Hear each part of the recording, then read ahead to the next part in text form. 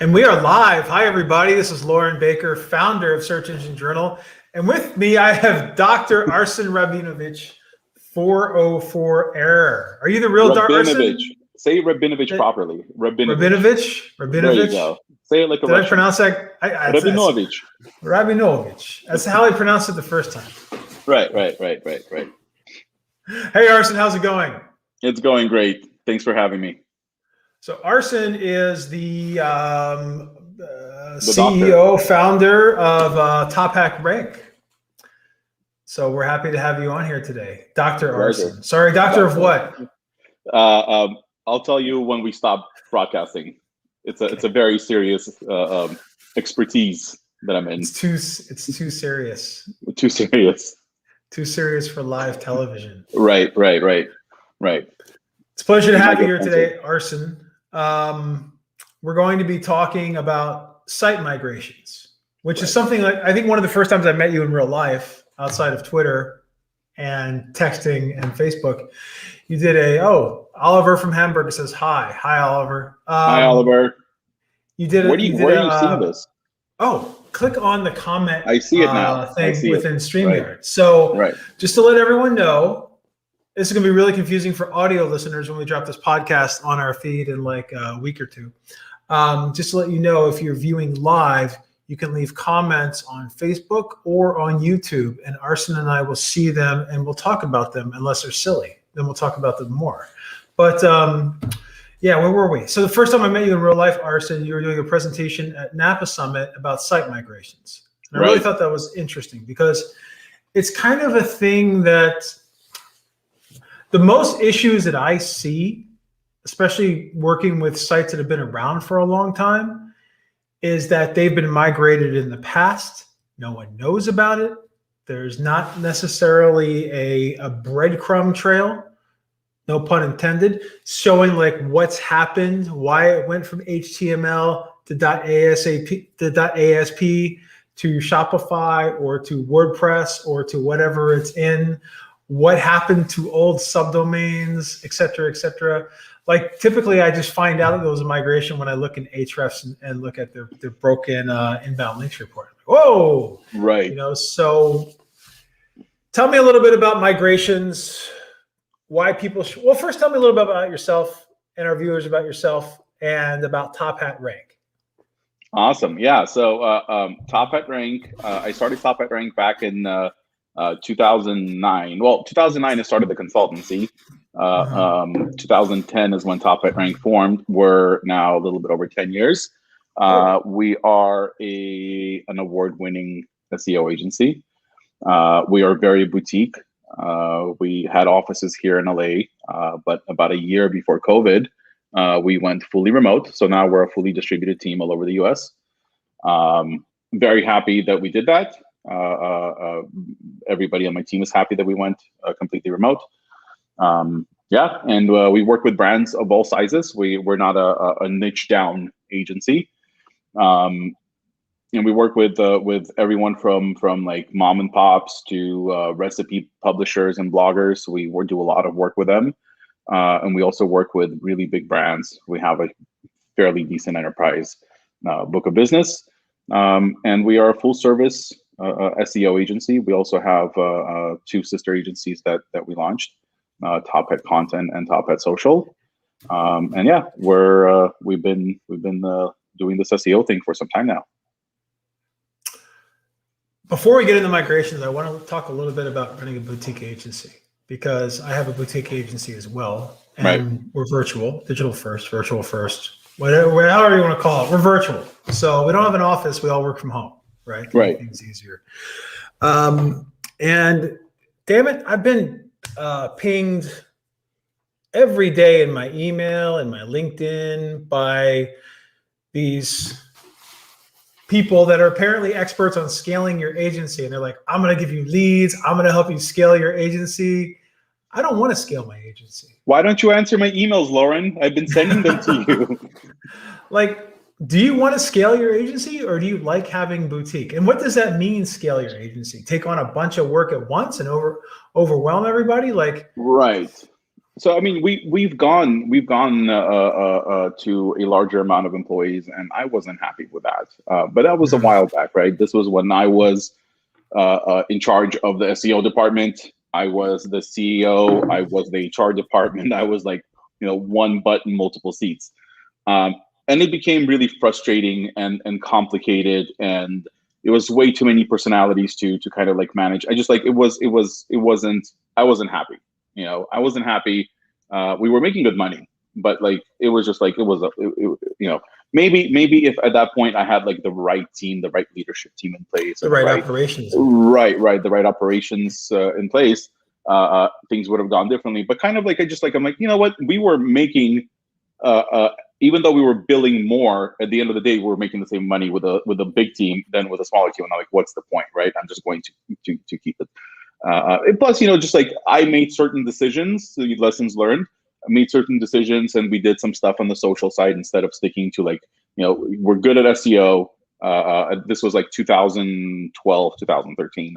I found this process of like growing Facebook pages like super fast. It was this like really shady approach. I'm not going to talk about it, but it worked. It wasn't like hacking anything or anything. It was just like basically going around Facebook's paid native advertising to grow your pages, and just like using other pages to help promote your content, whatever.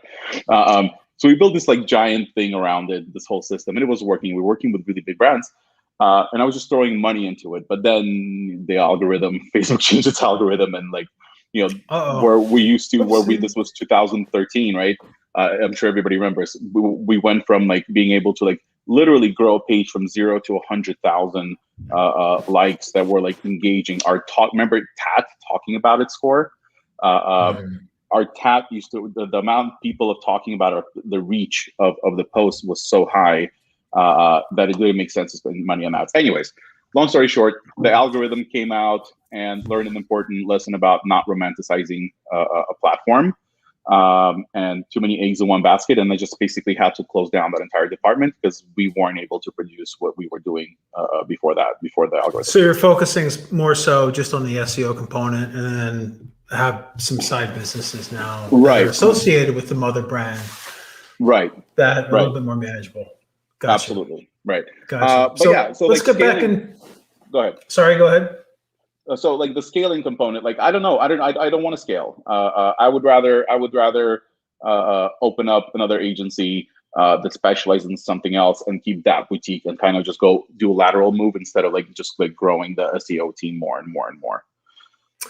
Yeah, I would definitely say that before anyone attempts to scale, make sure you have everything set up operational as well, right? Like, if you have a team of 5 or a team of 10 or a team of 20, doubling or tripling that overnight is not easy.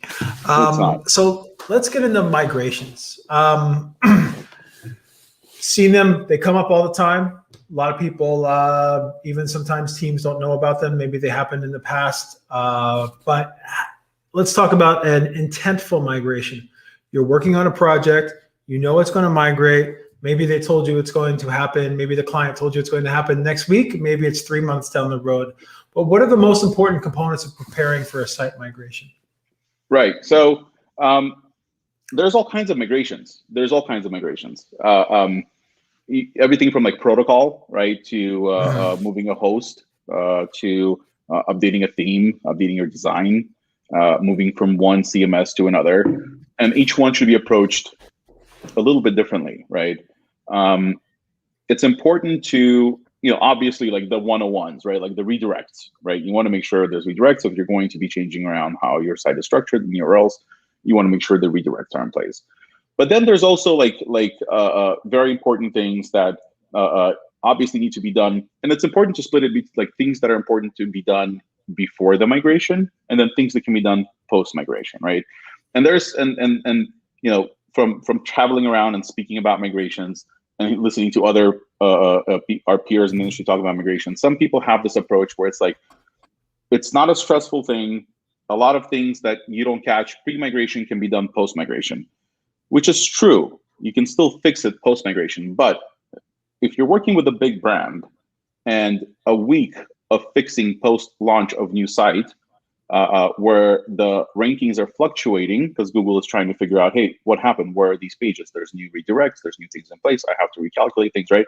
Week or two, those days of low rankings can be hundreds of thousands of dollars for a brand, sometimes millions of dollars, right? Oh yeah. So you want to approach each migration by getting all the stakeholders involved, right? Like, what's going to happen if we don't get a one-to-one transition post-launch right away? Where is it going to hurt the most?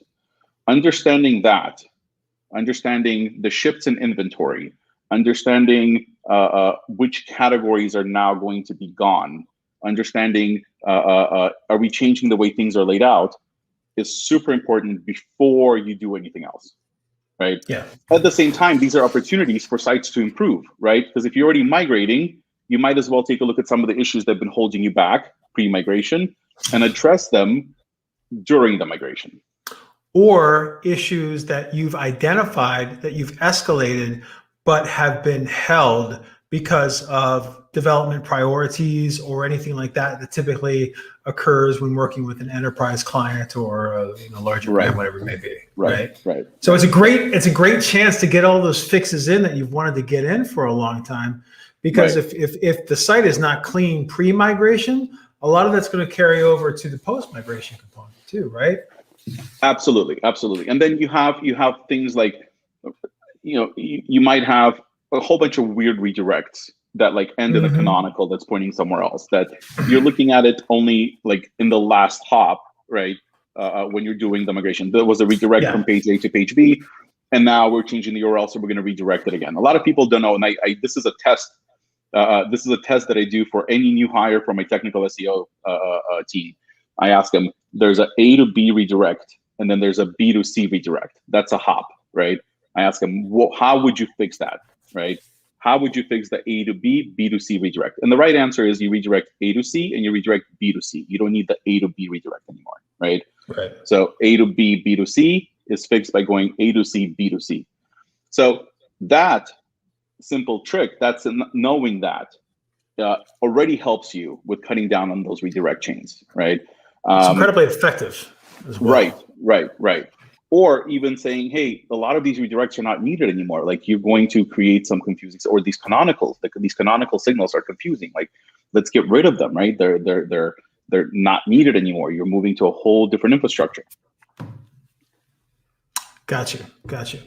And then also the fact that one thing is developers are happy to use a redirect on the back end, but you also have to make sure that that redirect is not necessarily identifiable on the front end, right?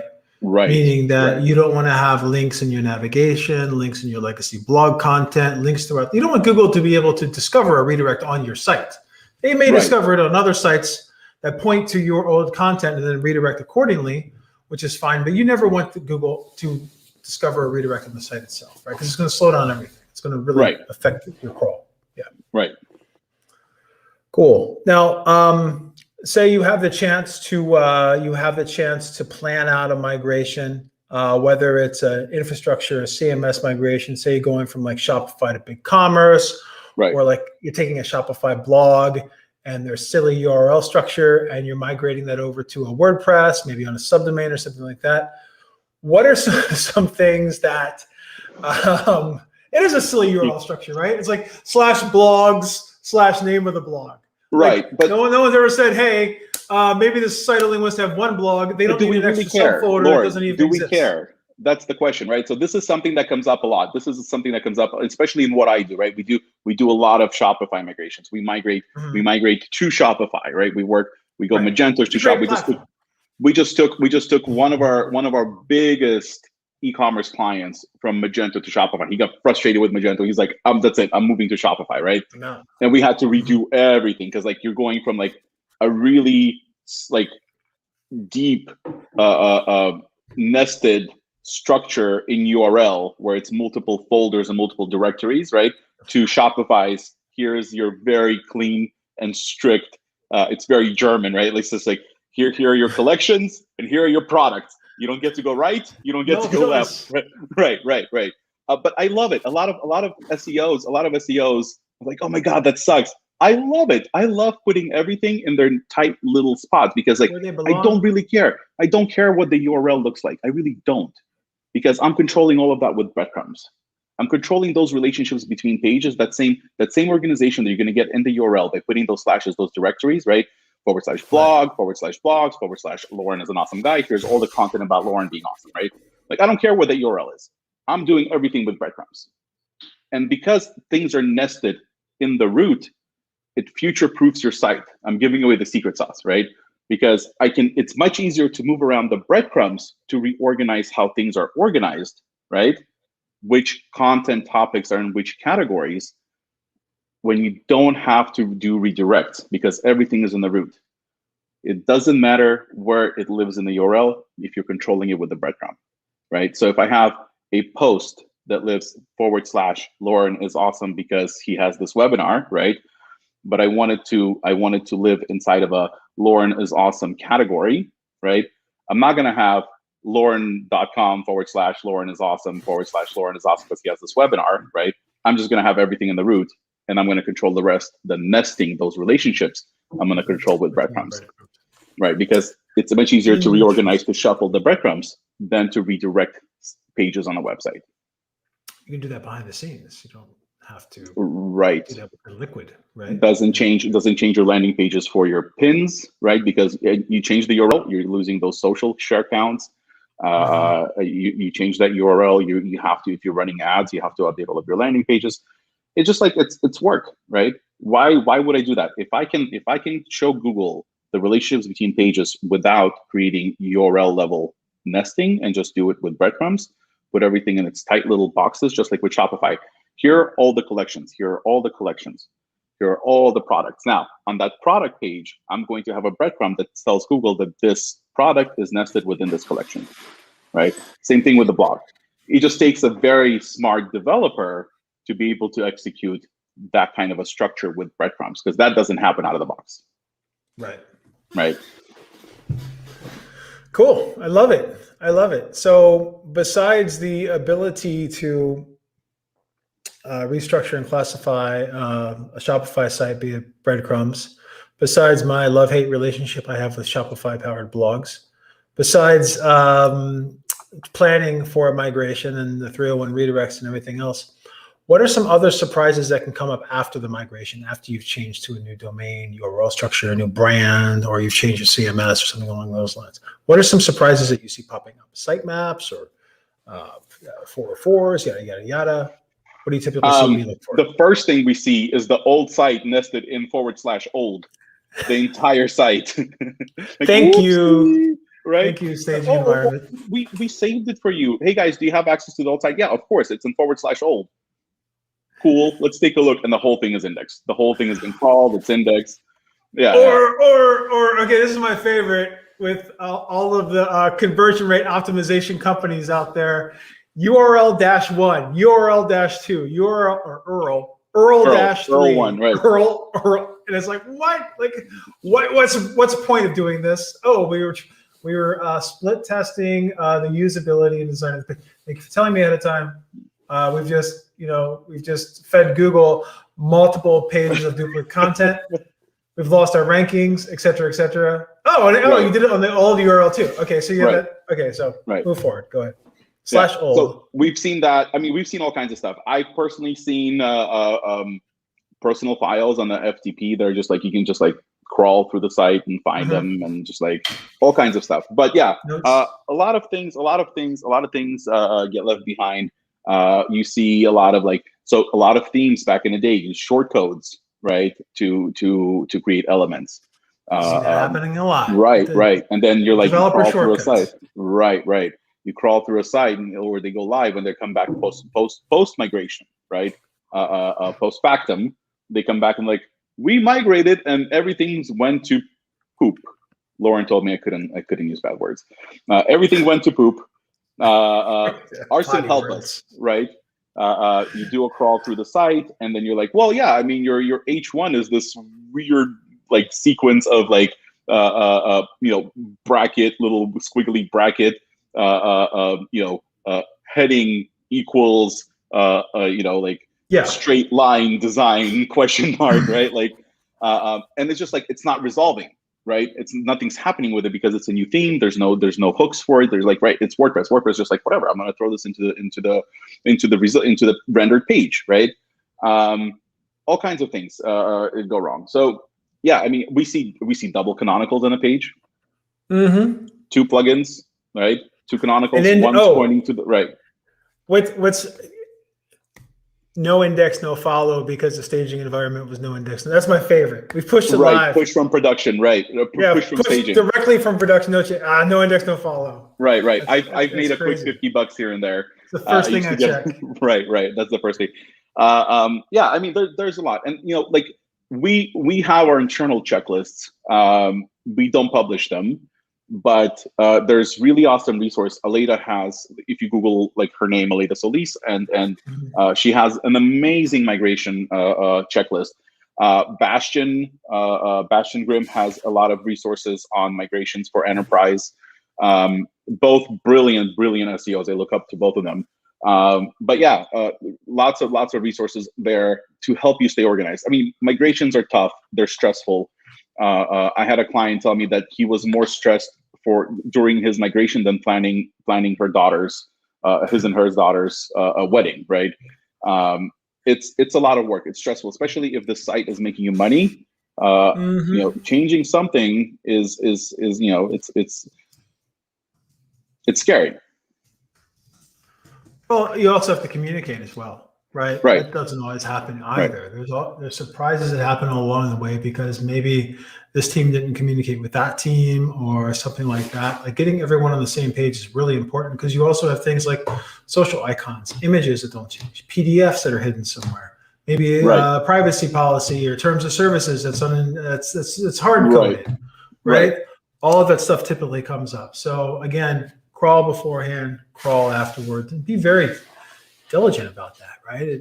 It's something that's incredibly important on that side. And the scariest ones are the consolidations. This is when you have multiple sites coming into one, right? Because you have multiple sites that are ranking individually, and then you're bringing them into one. And those are the heaviest migrations. We do a lot of those with TopHatRank, but those are the most stressful. Those require the most amount of planning. You're essentially replanning the entire information architecture for the site that's receiving all the sites, right? You want to make sure the redirects are in place. There's individual change of addresses. It's a big project, and I don't recommend anyone tackling that on their own without having an agency, an SEO agency behind them, helping them with something like that, because you are going to shoot yourself in the foot with something. And there are a lot of bad migrations out there as well, like migration. It feels like to me for the past 6 months, the economy's been very merger and acquisition heavy, right? So I've worked on multiple projects where there have been acquisitions where someone's gone and acquired their competitors or whatever. And there's sometimes a sense of impatience with that. Like I've seen an entire site redirected. Just let's take this old site, this site that we bought, and redirect the entire thing to our home page, right? Let's just do it. Done. And then also, whoa, what's going on here? So that's something to keep an eye on too. Like I'm sure you're probably dealing with that from time to time as well. Right. Lots of that. So how do you tell? How do you typically see a traffic drop or any changes, even when you do a smooth migration?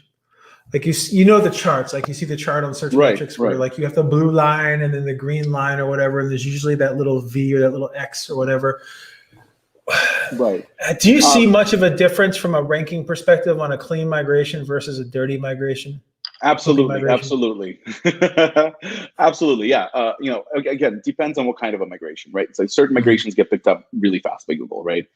Something that's really complex where you're changing a lot, when you're changing a lot of signals around, right? Because everything is a signal, right? And you got to look at it that way. The heading, the title, the internal link, right? You're changing a lot of signals around. You're moving, even you're keeping the same domain, you're keeping the same CMS, but you're just updating your theme, right? You're going to a new design. Even that, now with the new design, you might have headings in different places, Content might shift around, right? You're going to take certain elements away, right? And you got to be aware of a lot of the stuff. You got to be aware of things like, is my sidebar on this page contributing to this post or not, right? Is Google taking it into consideration as a part of the evaluation of the site, right? Mueller said at one point, they do look at links in the footer, right? Wrong. Let me take a step back. Not links in the footer. They do look at comments on the page, right? And they will try to understand how these comments relate to the main part of the page, right? They'll consider them in their evaluation of the entire page, right? You move comments around, you paginate them out, or you completely remove them. You might change certain signals, right? Mm-hmm. So there's a lot to keep in mind, and without giving you like it depends, the typical SEO answer, right? Certain migrations are smooth, right? Like we caught everything in the beginning. The staging went great. We had a great developer, a great team of engineers who we worked with. They fixed all of the technical, all the crawlability, accessibility, renderability, indexability issues were addressed and fixed pre-migration. That's the most important thing. You knock that out of the way, right? If you can get good, clean crawls, and one of the best ways to tell if you had a successful migration is to monitor how Google is engaging with your site. If Google is continuously crawling and trending up as far as like how many pages it crawls per visit, right? That means that you've done a really good migration. If it's plateauing or dropping off, something is wrong. Start investigating right away. We always monitor Search Console. If we have access to server logs, we're constantly monitoring server logs. We want to make sure that Google is really understanding what happened here, right? Those kinds of migrations, there is a quick fluctuation in rankings. It's almost this like reverse parabolic, like kind of like a move, right? And typically what we see is this like you're dropping off 2, 3, 4 positions, you're up like 6, 7, 8 positions, and then you drop another 2 positions. So you're like net positive of 2, 3 positions, right? But it still does this dance, right? The distance between the curve, like how long that curve is, depends on how good that migration was, right? Did you go from a site? We've done migrations where we went from a PHP CMS like WordPress to a site that was coded using JavaScript, right? So you have a completely different crawling process from Google when it comes to that, right? We had to make sure there's server-side rendering in place and all of that. So the crawls are the best way to tell. Google's engagement with your site is the best way to tell how migration went. But the distance between that curve all depends on how good that migration was. And another thing to keep in mind also is that when you migrate a domain, depending upon the size of the site, typically you're going to have the main or most important pages switch fairly quickly. Right. But a lot of those lingering pages, maybe orphan pages, maybe really deep pages, it's going to take a while for that domain to update within Google. And then also, if you're constantly searching for site : URL, you're going to get your old URL whether you like it or not. That's going to stay there. If you're searching for that URL, it's going to stay. Right. The big thing is when you see a branded query around your old brand, change over to the new domain. That's a plus, right? But you'll still probably see if you change your brand and you're searching for the brand 1 when you're a brand 2 now, you'll probably see your title tag change back to brand 1 because Google knows that the person is looking for that old brand, right? So if I'm looking for what's a big brand that's recently changed? Can't think of any. If I'm looking for Cheetos, right? And Cheetos is now Doritos. And I'm typing in Cheetos, I'm going to get the Doritos page, but it's going to have Cheetos. Google's going to rewrite the title for you because they know that's how you associate with the brand. They know that's your connection. That's what you're looking for. Right. Based on what the intent, and the intent is derived from the syntax of the query. Absolutely. Yeah. Speaking of Google, how effective is the change of address tool within Google? Is it more or less effective than the change of address tool at the U.S. Post Office? You know what? I would say that it's more effective. It's important. Look, it's not like it's how do I explain this? It's an added bonus, right? It's you telling Google, hey, we have moved, right? And there's a reason Google wants you to keep that old domain up and have an htaccess file with all the redirects on there. for a long time. I think it's like 4 months at this point. It used to be like 2-3 months. Now Google's asking for like 4+ months. It's important because you're helping Google. You're not relying on that I don't know how to explain that passive index, right? That passive crawl. That right? You're telling Google, hey, we have moved. Any request here now needs to go here, right? And it's like a sitemap. It's almost like submitting a sitemap. You're telling Google, hey, here's what's happening. Change of address is super important. We swear by it. We love it. We're so good at it. And it's not that difficult. It's not that difficult to do. The difficult part is getting it to really understand when you're giving it like, here's the old URL and here's the new URL. Google can sometimes be tricky and giving you that green light saying like, okay, you're good to submit the change of address. And then also, if you have a migration that's not very well planned out, you use a change of address tool to tell Google that you're changing your domain to honor the new one. But then you have signals coming from your site, just like anything else in SEO, right? A mixed signal will cancel each other out, right? So you have signals coming from your site where you're bringing in maybe like some images from the old domain, maybe some Java files from the old domain, whatever it may be. Google's going to see that and be like, hey, whoa, you told me over here that we are changing, but then I go to the site and I see all this other stuff that's still referencing the old domain. I'm going to hold back on this. It's kind of like if you set your country targeting or your language targeting within GSC, but you don't have your hreflang set up properly, which is most of the time. That's another thing that gets missed frequently during migrations. That gets missed a lot. I explain to my clients when we do our like pre-launch or kickoff calls.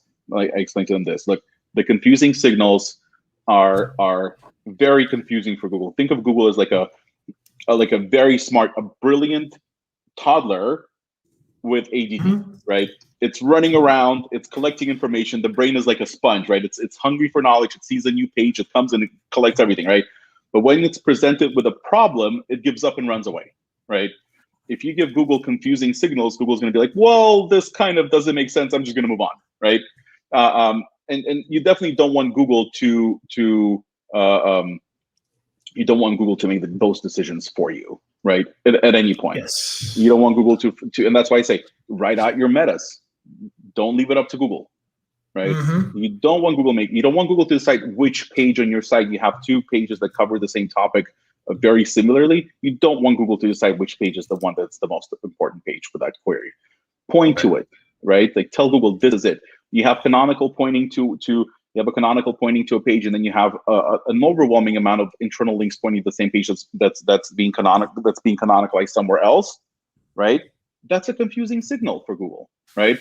Google's going to crawl through that, and Google's going to be confused.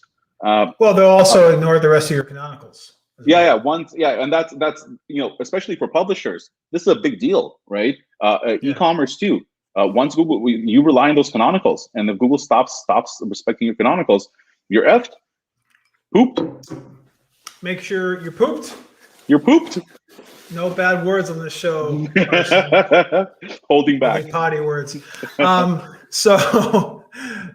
So also it's little things too, like making sure your open graph tags are updated with the new information, making sure your Twitter cards are updated with the new information, because when Google sees those mixed signals as well, like I'm not 100% sure if it's still the same, but when the canonical tag rolled out, if your open graph was different than the canonical, it just ignored the canonical entirely, right? So you really have to make sure that self-referring like they look at that, even though it's a protocol put together by Facebook, I don't see why wouldn't they, right? It's there. Why not look at it? It's the same reason they look at LinkedIn for authorship confirmation, right? It's all of that has to do.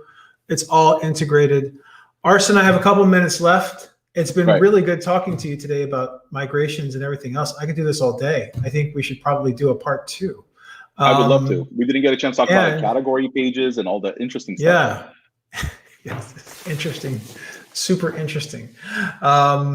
But I dropped your Twitter handle in here. People can follow you on Twitter, and they can check out your blog.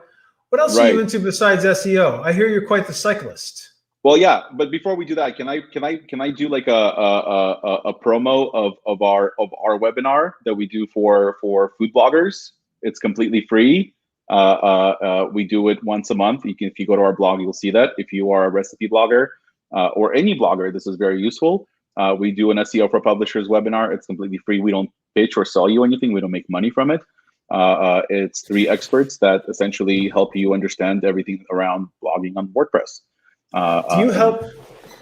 Do you help recipe bloggers tell a story about how they discovered the food or how they discovered this recipe? I always say, I'm like, look, telling people that you've discovered this recipe on your self-discovery journey to Costa Rica while you were surfing doesn't help them really like your recipe, right? Nobody wants to know that, right? There's definitely better ways to beef up your content, right? Mm-hmm. Answering questions, really like digging into understanding the topic, understanding primary, secondary intent of the user when they come there. You don't need to tell that long story. A person's intent is to look at your recipe for potato soup. They don't care where you got it, right? They don't want to scroll down, especially on a mobile device. That jump to recipe button is going to be your saver. But yeah, I ride bikes. I've been riding a lot of bikes, and I'm trying to get you, Mr. Loren Baker, to start riding with me, Mr. Yeah, I'll get a bike. It's been what, 2 months now? 2 months. I've been sending you links. I don't know which one to get. It's so overwhelming. I bought 2 bikes in the time that you've been waiting to buy your bike. Like, is a Schwinn a good bike anymore? No. Like, that's the thing too. Should I get a Mongoose or a Huffy? Could I get a Huffy? Should I get one with a bar across the top? Huffies are I think Huffies and BMXs are like popular right now. Really? Like there are these giant Huffies, like these giant bikes now. They're like 26, 29 inch wheels on these like Huffy looking bikes. All the kids are riding. I don't know. I'm too old. I'm a boomer. But when you say kids, you mean like 20 and 30-year-olds? Right. Out here in California, everyone rides the beach cruisers with the big with the big handlebars, and everybody's always riding in the wheelie position. Right. Yeah. I'll get a bike. It's not going to have a banana seat. It's not going to have streamers on the handlebars. But we'll definitely get jerseys. Can we get matching jerseys? We get sponsors. We need someone to sponsor us. Search Engine Journal, maybe? Oh, I'm not going to wear bike shorts. And like when you say jersey, no, like you really mean one of those like really tight jerseys, right? Because we got on the back to put my bananas in and stuff like that. Right, or other things you don't need to put bananas in there. it can't be too tight. Right? No. We got to be aerodynamic. And this is like one of those shirts that makes it look like you have like a drawn six packs on them. Packs. Right. Yeah. I get ads for them on Facebook all the time. Right. Yeah, man. Biking is great. Everybody should be biking. Nice. I love it. Also, if you'd like to keep on top of the SEO news that's out there, make sure you subscribe to Search Engine Journal's SEO Today newsletter, searchenginejournal.com/subscribe. Again, that's searchenginejournal.com/subscribe. Don't mess out on the SEO news and be the last one to hear what's going on, et cetera. Dr. Arsen, it's been a pleasure to have you today. Really appreciate you jumping on. We should really follow up with like a migration guide or something like that on the site. So I'll talk to Danny about it as well. Maybe we can write one. It's amazing how overlooked everything is on the migration side. And it's something interesting that you bring up. A lot of the time, a lot of the time people look at migrations when they're changing a brand or a domain. But sometimes migrations, especially on the CMS side, will be rushed, right? Right. So you have to treat those equally because the damage can be equal if missed. You will wind up spending, kind of like in closing, you will wind up a botched migration. If you're cheaping out before the migration and you don't want to hire somebody who knows what they're doing, you will wind up spending twice the amount post-factum, because you're going to spend money with somebody like me, and then you're going to spend money again with your engineers to fix the issues that were overlooked pre-migration. It's always easier to catch it before you move. Love it. Words of wisdom to live by. Russian expression: measure twice, cut once. Right? Trust but verify. All right. Well, it was great talking to you. Have a great weekend. Thank you. I'll talk to you soon. Thank you very much.